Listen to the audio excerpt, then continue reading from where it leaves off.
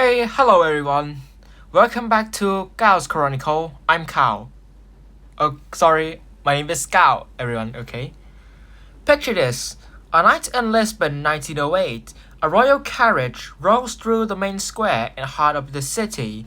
Inside sits the king, riding along his eldest son. Seconds later, the gunshots ring out and both of them all died in the streets in front of their own people. This isn't the movie scenes, it is the beginning of the end.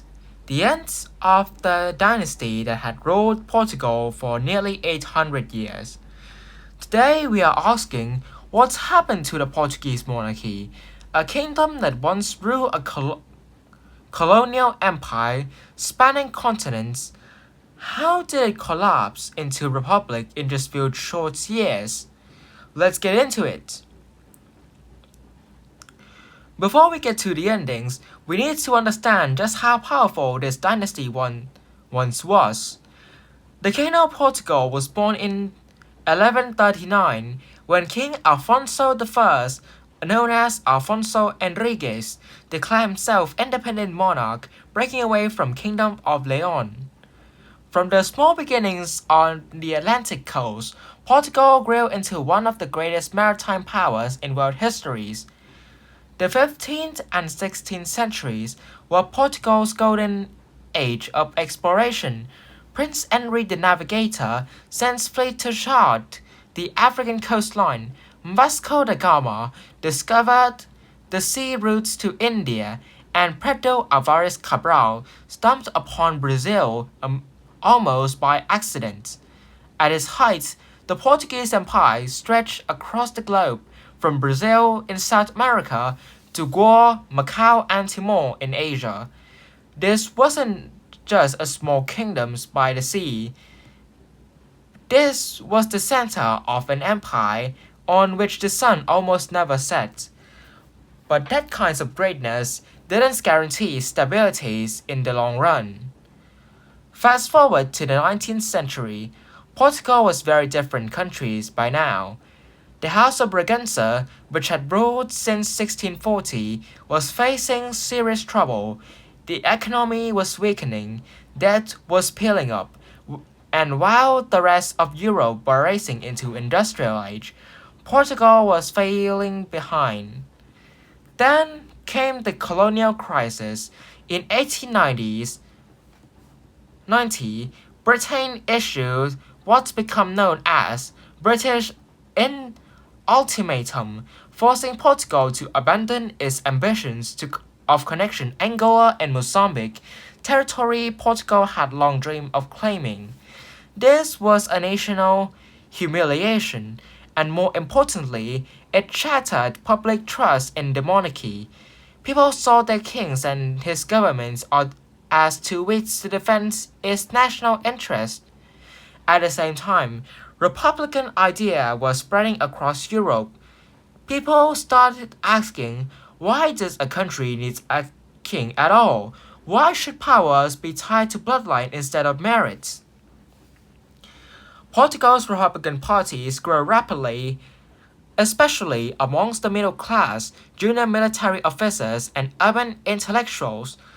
They saw the monarchy as things holding the countries back. The cracks kept widening, and no one in the royal courts seemed to realize just how close the danger really was.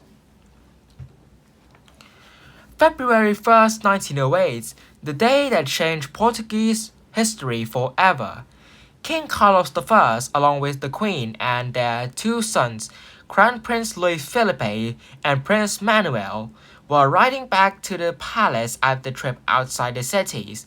The carriage passed through Terreiro do Pacho, the main square in the central Lisbon. Suddenly, two men leaped out from the crowd. They were members of radical groups linked to the Republican movement. Gunshots rang out. King Carlos died instantly at the scene. Crown Prince Luis Felipe was shot and died shortly after. Only Prince Manuel survived, wounded in his arms. These events become known in history as Lisbon Regicide. Within minutes, Portugal has lost both its kings and its heir. Prince Manuel, just 18 years old, was suddenly thrust onto the throne amid chaos, and grief became King Manuel II. But here is the problem. The throne he inherited wasn't a legacy of power, it was the wreckage of a broken trust for many Portuguese. This wasn't a tragedy, it was a sign that the old order was already dying. Manuel II tried hard to turn things around. He pushed his government reform, tried to curb corrupt political factions, and attempt to bridge the divide between monarchists and republicans. But he simply didn't have enough time, and the foundation he was standing on is already too damaged to repair. The Republican movement kept mobilizing the public without pause, using the press, building networks inside the militaries, and channeling decades of accumulated public frustration into momentum. By now, the monarchy wasn't just seen as outdated. Too many, it had become symbols of everything wrong with the country: poverty, corruption, and weakness on the world stage. Even within the military, a growing numbers of mid-ranking officers were leaning Republican. This was the critical weak point, because once the army loyalties wavered, the last pillars holding up the monarchy was already starting to crumble. Then came the end. October 3rd to 5th, 1910, Republican revolutionaries, a mix of soldiers and armed civilians, launched an uprising in Lisbon. They seized key strategic positions across the city with a remarkable speed. Some naval ships docked on the Tagus rivers defected to the revolutionary sides, firing on the royal palace to pressure the monarchist forces. Manuel II, together with the Queen Mother, were forced to flee to the palace that night and making his way to southern parts of the city before eventually going to exile in England. On October 5, 1910, the Revolutionary Council officially declared the establishment of the First Portuguese Republic. Church bells rang out across Lisbon, not in celebrations of a coronation, but to mark the end of the dynasty that had ruled the land for nearly 800 years. The House of Braganza, a dynasty that once sent fleets across the world and held colonies on 4 continents, collapsed in a matter of days. No prolonged wars, no drawn-out battles, just decades of accumulated resentment finally boiling over. Manuel II lived out the rest of his life in exile, passing away in 1932 in England and never able to return to the throne again. You might be wondering, why didn't anyone ever try to bring the monarchy back? There's a few layers to the answer. First one, the new republic, despite years of earlier political tumults, gradually stabilized. Then, in 1926, a military coup led to the rise of dictator under Antonio de Oliveira Salazar, who ruled the country for decades.